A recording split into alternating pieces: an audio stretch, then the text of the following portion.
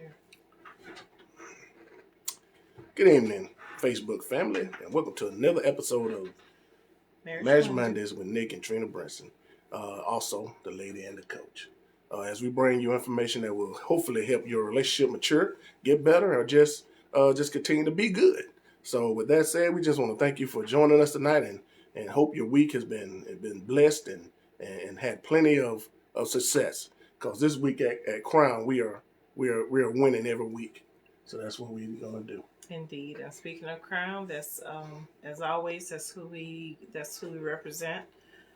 First of all, Christ, but our church ministry is Crown Kingdom Cultural Center, 720 Old Edgefield Road in North Augusta, South Carolina. So we encourage you to join us if ever you have an opportunity on our Sunday service or Wednesday night services at 7, Sunday at 10 a.m. But that's who we represent, and we're here to offer support for marriages. We're here to help you with resources, help give you something to do to actively work on your relationship so that you can enjoy your marriage. This is also for people who are dating, who are anyone who's even thinking about marriage, even if you don't have a particular person in mind, but you know that you might eventually want to be married. We believe you'll find value in these lessons that we're teaching. So we have Youth Pastor Shoshana Westby on first tonight, and faithful watcher Rhonda Johnson. So we appreciate y'all for joining in. And I'm sure there'll be others coming in pretty soon.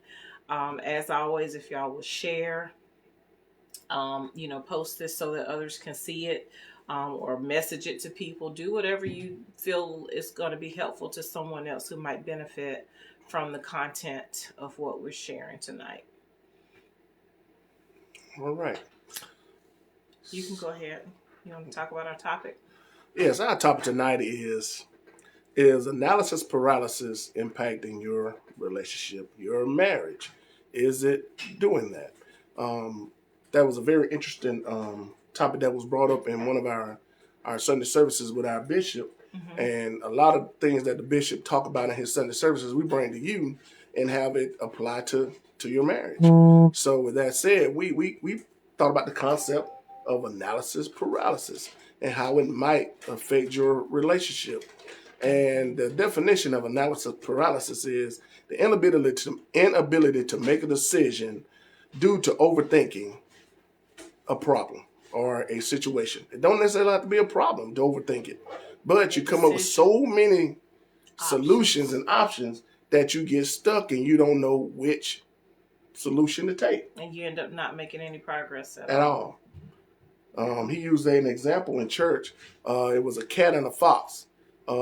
They were talking about, an escape route just in case the hounds come and chase them down for dinner. So the fox told the cat, I got several different options. If the hounds show up, I got 7 different things I'm going to do. So when they come, I'll make that decision. The cat said, I got one decision, and I'm going to run up the tree. So when that night came, or the afternoon, when the foxes came, they had fox. When the hounds came, they had fox for dinner. Because that fox had so many decisions that he didn't make one to get away. But all that cat did was run up that tree, and he was successful. Right. So don't get into the point of stagnating your relationship because you're trying to overthink some simple solutions. It's interesting, too, when you're talking about having that difficulty making a decision. Very often it could be one person within the relationship that has that pattern of becoming paralyzed by just analyzing and overthinking. And that impacts the other person, because when you're in a relationship, the decisions that have to be made, the choices that are considered, that affects both individuals, because the two are one. And so you have to be able to work together, and you have to factor in how each person goes about making decisions. If it's just you and you're a single person, you're the head of your household, you make those decisions, maybe for you or for you and your children, that's one thing. But when you have to bring in another adult and the two of you are equal, of course we know that God has an order to where the man is the head, but that does not express inequality by having that order within the household. So let's be clear about that too. So it's not just saying that because the husband is the head, he is the sole decision maker. That's not the message we're given here either. No. Any man who's been married for a length of time and is happily married, and his spouse is happily married, will know how important it is to factor in his wife's perspective, and that you really don't have all the information you have if you don't factor in both members of the marriage, both perspectives. Mm-hmm. That's a critical component, and that process sometimes doesn't come easy, particularly if one person has already established their life as an adult, and then you have the other person who's established their life as an adult, both singularly, and now the two have to come together. There has to be a process, and if one of the people in that process has a pattern of overthinking, ruminating, overanalyzing, that can be a serious problem within your marriage relationship. Sometimes even over little decisions. It's not always the big decision as to whether to move or not, right? Or whether to, where to buy a house. That can be frustrating if somebody is stuck in the analytical process, right? But sometimes it's just a matter of where we're going out to eat. That's one. That's one that can happen. It can. Yeah, because you don't want to. You get to thinking about, well, the traffic is over there. Then you're thinking about the food the last time we went wasn't good, and know if the other person want to eat that kind of seafood or whatever. Mm-hmm. You get in your mind and you start analyzing all this stuff, and then you just stuck, and then you don't want to have a suggestion about what to go eat. Right. You're like, you go ahead and choose. No, you choose. No, I am not choosing. You choose. See, that's overanalyzing. If one of y'all just say, okay, we're going to go to, I don't know, Red Lobster tonight. Well, I really don't like Red Lobster. Okay, well, what about Zaxby's? Well, I don't really like that. Well, what you want to eat? I don't know. So, okay, then you just make the decision. Okay, you just want me to make the decision? And then you just ask that person if you want them to make the decision, and they'll just go along. But a lot of times with us, we go out so much, it's just like, okay, we'll just go. Well, we actually came up with the solution at the beginning of the year. Yes, we did. And that'll help with this situation right here. It will. An example. And I'll share that, what we did, because that's a common thing. We do eat out a good bit, especially on Sundays. And so what we decided to do, because we would get into that same pattern. I mean, it just gets to the point that I think everybody would dread it, even Charity. Just dread. We can't make a decision as a family what we want to eat. And so what we did, I think it was our last date of the year. While we were on that date, we sat down and on my cell phone in a Word document. Can you lower your volume on your notifications? What we did was we wrote out all the restaurants that we enjoy eating at. And so now we have one document that's shared between the two of us that for places that we enjoy eating. And some of those were just, little quick fast food type places, and some of them were more upscale, and somewhere in between. But then that gives us a list to choose from, and it's places that we both enjoy. If it was a place that that he was like, well, I don't really like to go there, so we just don't put it on the list. Right. And so we chose places that we both actually enjoy. And the next step to that, which we hadn't done, is we said we was going to put it in a jar. And so if ever we get to a point to where we're having trouble deciding, we're going to let the jar decide. One of us pick from the jar, and whatever it is, that is what there's going to be. That's what the decision will be. Right. And in that same jar, in that same document, we didn't just have eating places. We even expanded it to activities for date night. So, yeah, I think we've conquered the overthinking of where to go eat for lunch. It took us a long time, though, because, we've had that problem for a while, and it can get to be so frustrating. It seems like something so trivial, but it really can get to be frustrating to the point where it's like, you know what, I don't even care. I just don't even care. And it's not that I don't care. It's just the situation becomes so frustrating that it stagnates us from making a productive decision and actually enjoying our time out together. Yeah. So, all right. So let's talk a little bit about how analysis paralysis impacts a relationship. Yeah, the process of overthinking something.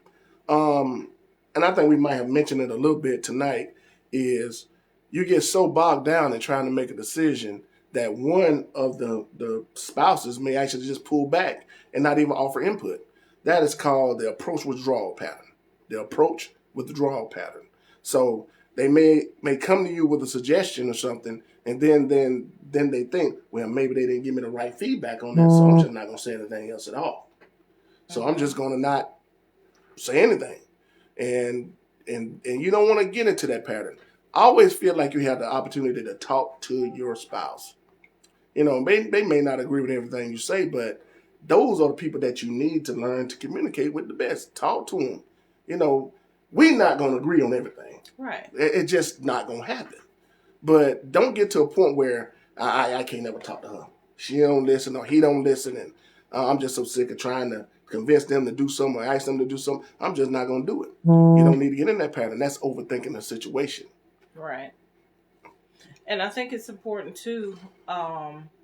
You talked about the aspect of communicating.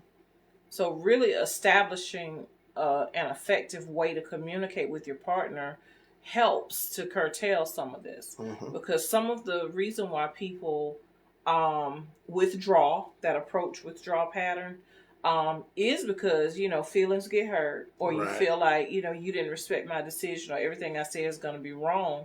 But part of that is being able to communicate to your partner in a way that validates what they're saying to you. Even if you don't right off the bat agree with what they're saying, make sure you validate that you've heard what your spouse has said and that is a legitimate response, so that your spouse doesn't become impacted negatively by your response to their suggestion.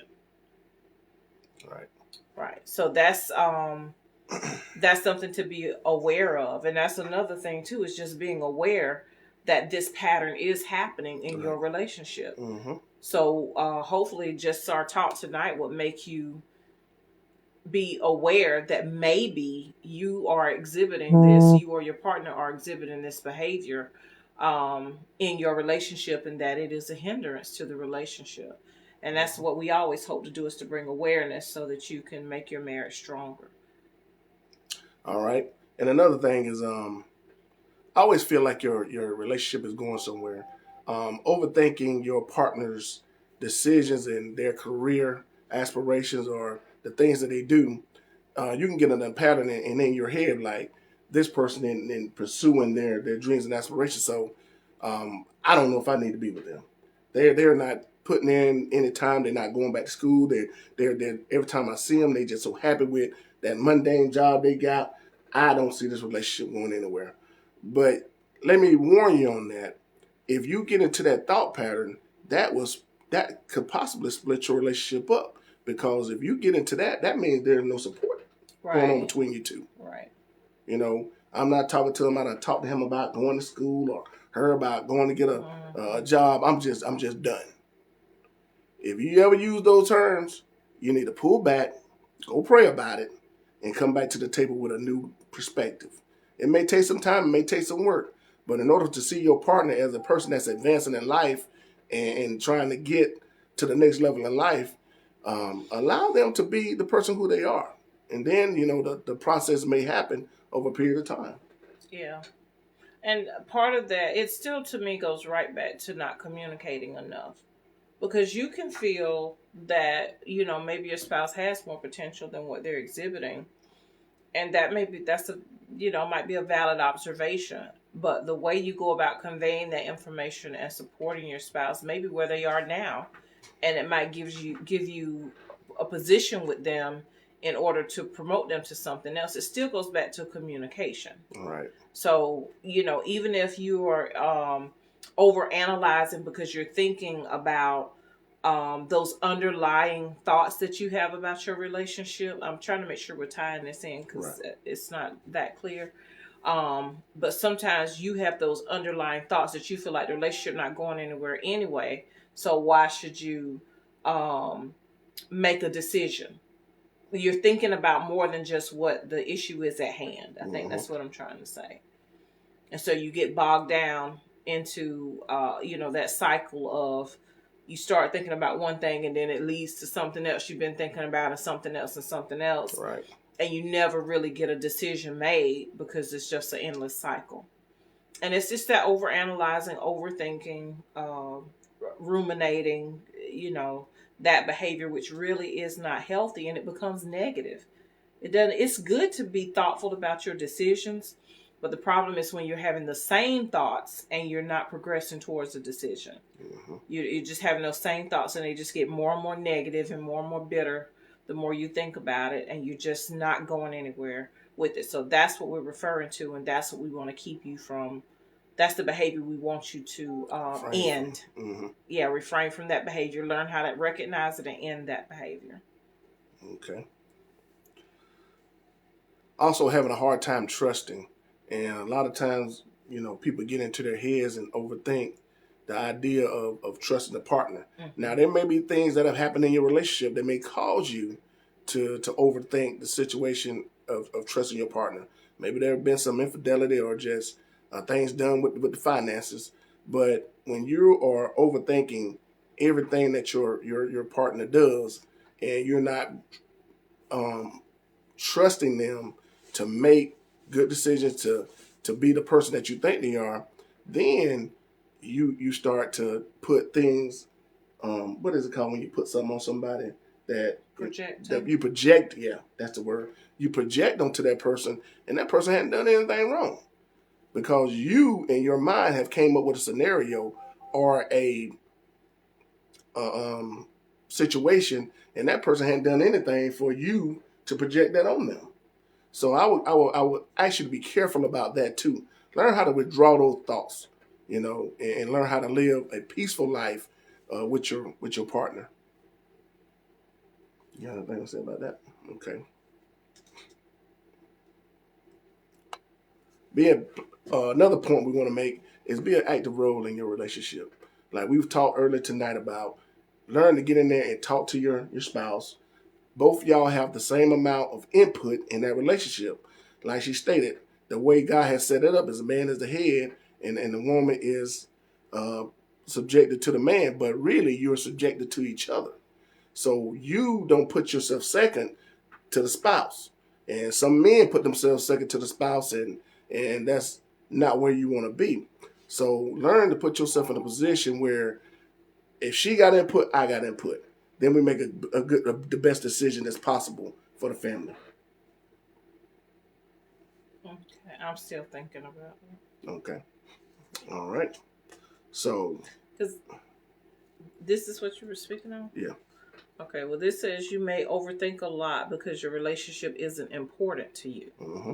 That's what we're talking about right now? Right. But that's why I brought up the point that if your relationship doesn't become important to you because of things that have happened in the past, then you think about your partner. I don't trust that joker right now, or I don't trust her because of things that have happened, historical experiences. Okay, I understand that. Yeah. So really it's worrying about more than what the actual issue is at hand.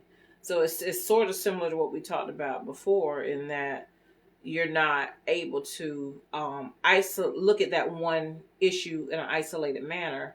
You got so many underlying layers to the relationship. Mm-hmm. That you're not really able to make even if it's a small decision, right? On the surface, because you don't trust the person, right? Or because you're unsure, how important you are to your spouse, So it's those that type of underlying problem in the relationship that can lead to having difficulty making even the simplest decisions, even as to what to cook tonight. Could be something, somebody can get hung up on. And it may be based upon that, well, it don't matter what I do, he ain't pleased with it. He gonna find something wrong with it. Last time I made what he asked, and then something was wrong with it. He said it had, too much, too many peppers in it. Yeah, or I didn't season it right. So everything I do, he got something negative to say about it. He ain't never been encouraging to me. So it just escalates one thing to the next. And let me just make that's all going on in your mind. Internally. Yeah. Yeah. But that's a big part of the problem, is not communicating verbally with your partner. It'll be better off to say that to your partner than to keep it internally. Absolutely.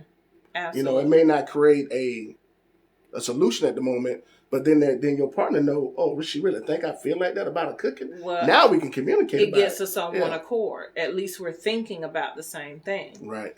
Yeah. And then we together can sometimes talk it out and make a decision more easily than us, just overanalyzing things in my own head and me deciding what you think about something. Exactly. Yeah. I know I've told you that many times. You can't think for me. What I think about a situation might be totally different than what you think I think about it. Right. So give me a chance to express my side of it. It might actually be a lot different than what you think it is. Well, Facebook family, I don't make that decision often. Because if she said you can't think for me, that's true enough. I don't think for you anymore. Mm-hmm. Don't try to. And that makes us better. That puts us on one accord. Because now you're telling me you're true. It's better to deal with a conflict in our thinking than for me to have to deal with an imagined conflict that's not even there. Right. So let's just deal with whatever it is. Let's get it out on the table and talk about it. Deal with it rather than for me to just be internal, withdrawn, and already have been judge, jury, executioner, everything in my own head. All that. Yeah, and then it's self-torture because, then you're upset and you might not even need to be. Absolutely. Can you read that? Like, all right? It festers over time. Festers over time, and then there's a blow up. That's exactly. And, sometimes you don't even know where the blow up came from. It's like, where did that come from? But it's because it's been growing inside of one of you for so long instead of you sharing it when it was a small thing. Yeah, those underlying issues. You have to get them out and communicate about it. And it helps your mind to be at ease. Because all this leads to anxiety, worry, mistrust, self-doubt, frustration. It's nothing good that comes from this that behavior of just repetitively rehearsing negative options. Right. Nothing comes out of that. Nothing good. Nothing good comes out of it. So talk about it. Write it down. That's always a helpful thing because I know anytime you have two people, you're going to have two different ways of processing information. Mm-hmm. And one way to get on the same page for the two of you to be one in making decisions is to write it down. Write it down so you can communicate clearly and not just come from what's in your head. Sometimes it can be hard for people to even talk about what they're thinking about because there's so many thoughts. So many thoughts. And so putting it on paper, just to get your ideas on paper, can be a way of helping to facilitate clear communication between the two of you so you can make decisions together. And just like she was saying, you put it on paper and talking to your partner because sometimes the situation that you come up with in your head probably wasn't even your partner. That right. Did it to you. Yeah. I think some people that I've talked to that have been in situations of divorce and trying to go through that path of trying to find themselves back together and eventually get a divorce is what I have noticed is that they have created a lifestyle of a lot of unbelief and trust in the other person. Does that make any sense? I think, are you saying, because you kind of lost me. Okay. I think what I understood you to say is that when people are trying to save the relationship. Yeah, when they're trying to get through it and go through the counseling and talking to the people that they trust. But the obstacle they run into is that they have developed a pattern of thinking about each other in a distrustful way. A distrustful way that then created a world that when they explain it to you, like, when does this happen at? When did that happen? And then it's in their mind, another person like, I didn't even do that. So now you've created that thought pattern in your head, and now you truly believe that this happened. And it's hard to get that out of some people's mind, saying, I don't know where that come from, or do you know where that come from? But yes. Well, sometimes I think things like that come from a person's past. like maybe what they saw growing up, the types of relationships they were around growing up. Um, and sometimes it can be conflict that maybe has happened within that particular relationship, the current relationship, but you didn't truly move past it. Maybe Yeah. you said you forgave, but you didn't. Historical perspective. Okay. I like that word. Okay. Yeah. So the bottom line is you got to be open and honest and communicate with each other, whether it's good, bad, or ugly. You have to be willing to win as a couple, and to do whatever it takes to do that. And that's not always a pretty picture. People don't put that on Facebook. They don't broadcast the tough times. They don't broadcast when you've had to have those hard conversations or face some realities that were unpleasant. People don't advertise that, but it sure does happen. Don't look good. Yeah. So just know that that's a normal part of making your relationship strong is good, clear communication with each other, and that helps you to avoid the tendency for rumination, the tendency for getting into that pattern of analysis paralysis. It helps your hearts and minds to be clear with one another. If you can't be transparent with your spouse, that's a goal you need to work towards. Yes, ma'am. Yes, sir. That needs to be so, even if it's not pretty. And learning that you can trust your spouse with those parts of you that may not be the most beautiful. But, we got to talk about it. We have to deal with it because this is who I am. And if I'm going to be something different, we're going to have to get there together. Right. That's all of who you are. And that's why I accepted into my life. It's all of you. And I'm beautiful that way. Yes, you are. You sure are. And you are too. Thank you. I'm not beautiful, y'all. But I think she likes the person I am. I do. And continue to grow into. Most days. Oh, okay. Don't lie to the people. It is most days. You're not going to lie to them. But all right. With that said, you got anything you want to close us out with? We do have on the calendar an upcoming game night. And that is for February the 19th. If you would mark your calendars, February the 19th at 7 p.m. This will not be a Facebook Live event. It will be on Zoom.